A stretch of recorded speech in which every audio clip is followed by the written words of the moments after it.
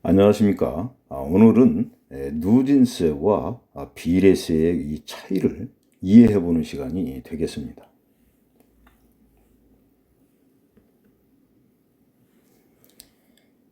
이 세율을 적용하는 방식에 따라서 누진세와 비례세로 나눌 수가 있다 그랬죠.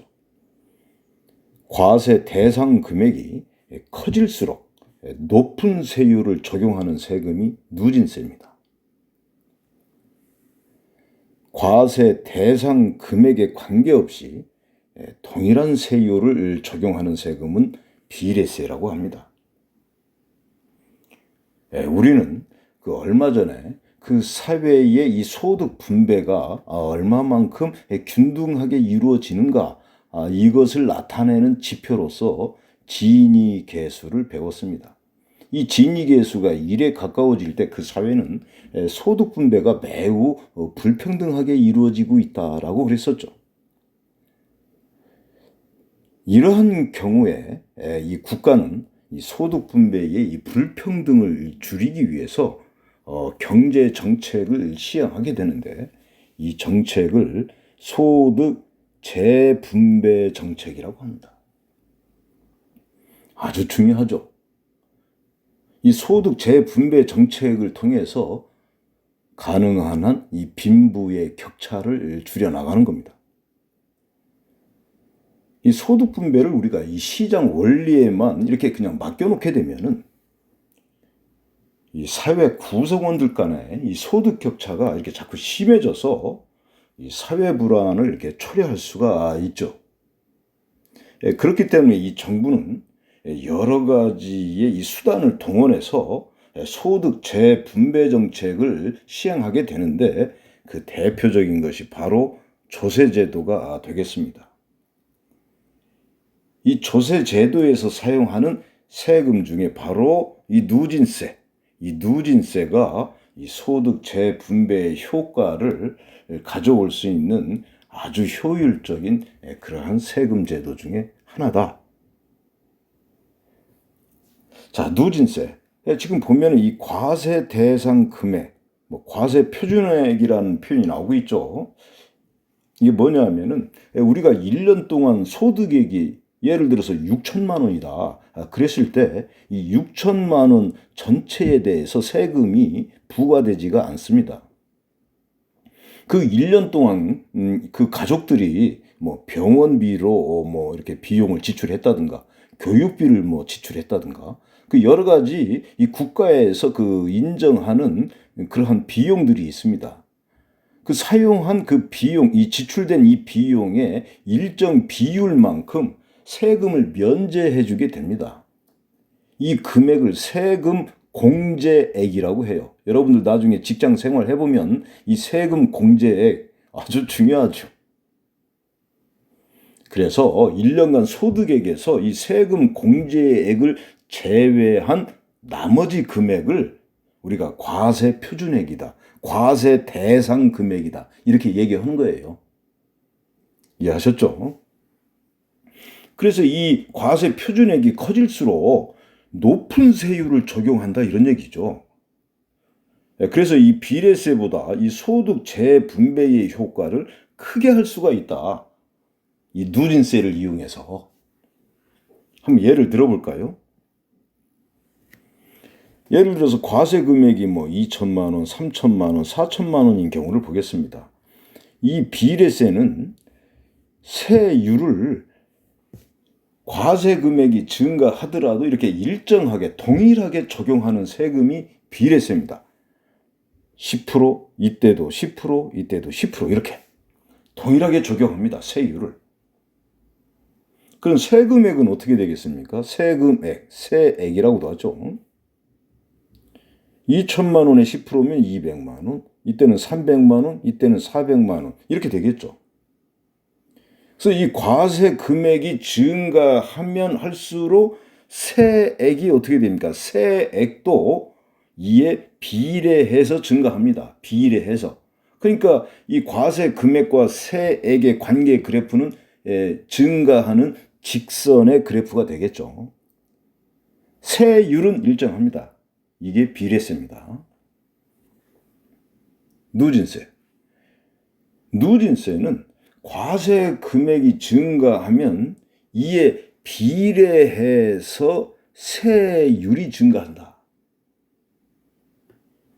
2천만 원일 때 세율이 10%라면 3천만 원일 때는 15%다. 그럼 4천만 원이라면은 비례해서 증가해야 하기 때문에 20%가 되겠죠. 이렇게 증가한다 이런 얘기죠. 세율이.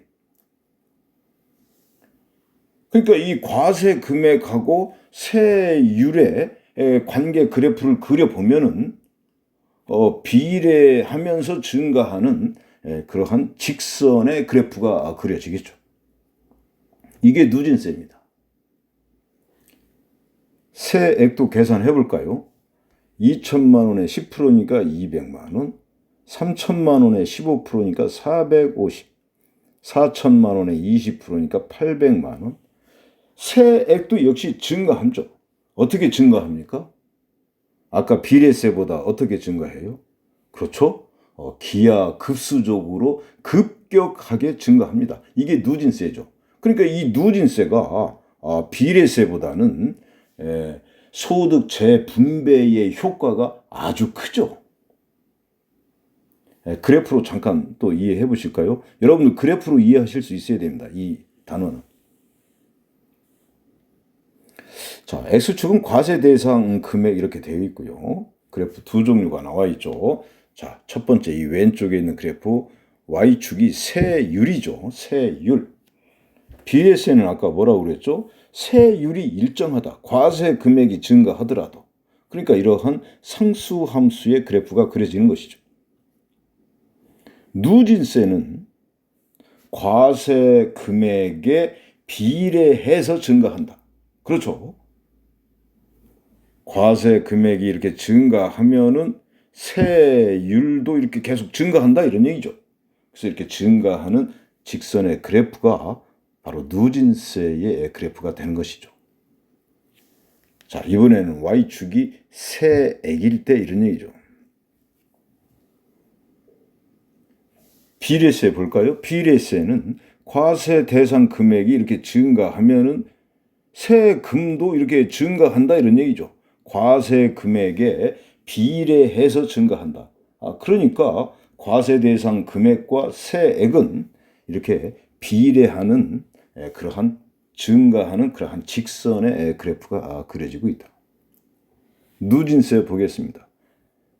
누진세 역시 세금이 증가하고 있죠. 어떻게 증가하고 있습니까? 지수함수. 지수함수처럼 증가할 때 우리는 기하급수적으로 증가한다. 이렇게 표현하는 거예요. 수학에서. 기하급수적으로 급격하게 이렇게 증가하고 있다. 그래서 이렇게 그래프를 보더라도 누진세가 비례세보다 소득 재분배의 효과가 매우 크다. 이렇게 이해하실 수 있겠죠. 자, 그러면은 여기서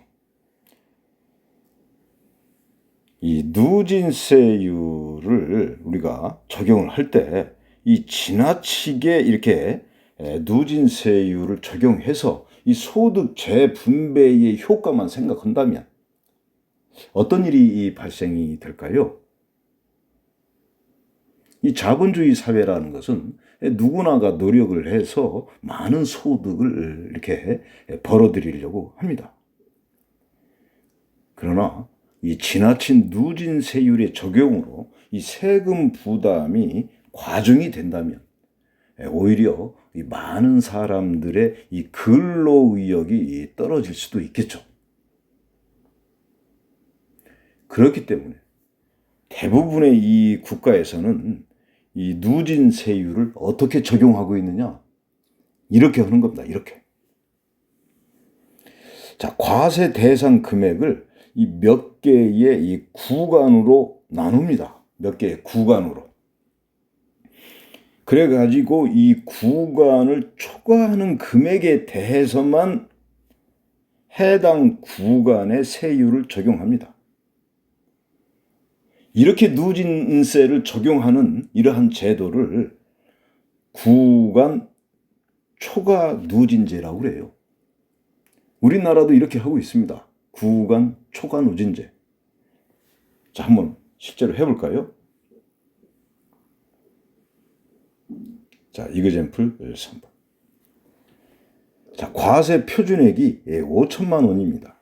그럼 이 사람의 세금은 어떻게 계산되는지 한번 보겠습니다. 자, 이 표 보니까 이 과세 금액을 몇 개의 구간으로 나눴어요? 1, 2, 3, 4, 5, 6, 7, 7개의 구간으로 나눴죠.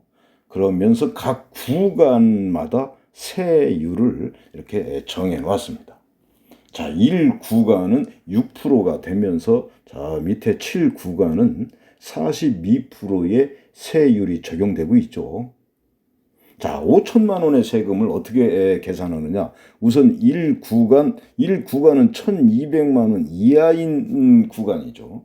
그래서 5천만 원 중에서 1,200만 원. 이 1,200만 원은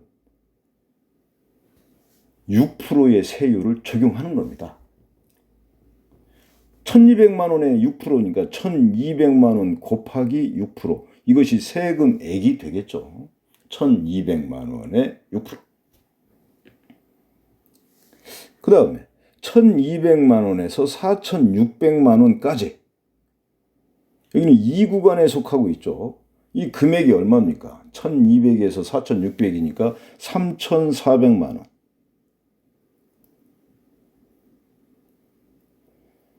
이 3,400만 원은 15%의 세율이 적용되는 거예요.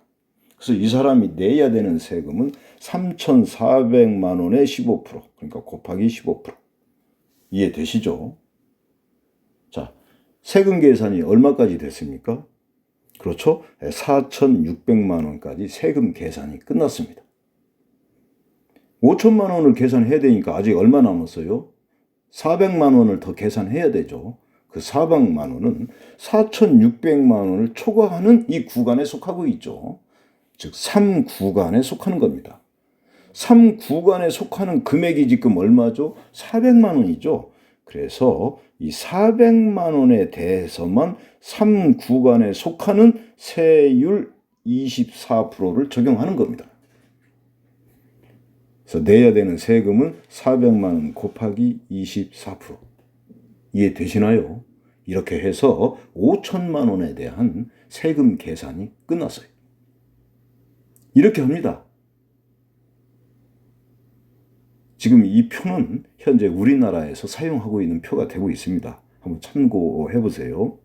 그래서 이 사람이 1년간 벌어들인 수입에 대해서 납부해야 되는 세금은 1구간, 2구간, 3구간에 해당하는 세금을 다 합쳐서 678만 원. 이렇게 한다.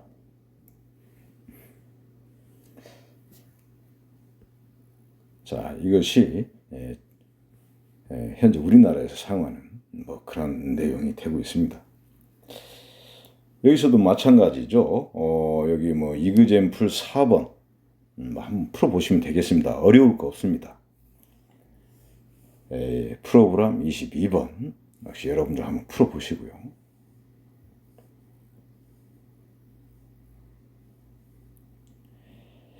프로그램 23번은 이 전기요금 계산이 되고 있죠. 주택용입니다. 우리나라 이 전기요금은 이 가정용과 산업용이 있죠. 이 가정에서는 이렇게 누진료를 이렇게 적용하고 있죠. 그래서 가정에서의 이 전기요금은 이 소득세를 이렇게 계산할 때처럼 이 소득 세금 누진세율을 계산할 때처럼 똑같이 합니다. 그래서 전기료 계산이나 소득세 계산이나 방법은 똑같습니다. 이렇게 구간을 나누고 있죠. 3개의 구간으로 나누어서 전기요금을 계산합니다. 소득세와 다른 점이 있다면 전기료에는 이 기본요금이 이렇게 포함이 되어 있다 이런 얘기죠. 기본요금이. 그 점만 다르다. 충분히 여러분들이 하실 수 있을 겁니다. 그래서 프로그램 24번까지 자, 오늘 소득 재분배의 이 효과를 크게 하기 위해서 비례세를 사용하지 않고 누진세를 사용하고 있다. 오늘날의 이 복지 국가에서 이렇게 누진세율을 적용하고 있는 이유는 바로 소득 재분배의 효과를 누리기 위해서 그러한 것이다. 이러한 점을 여러분들이 이해하시면서 이러한 문제들을 한번 풀어보시면 더더욱 재미가 있을 것 같습니다. 자, 이렇게 해서 제 1강 1단원 수와 경제생활을 마치고요. 다음 시간에는 2단원 수열과 금융을 학습하도록 하겠습니다. 첫 번째 지수와 로그부터 이렇게 시작해 보도록 하겠습니다. 수고하셨습니다.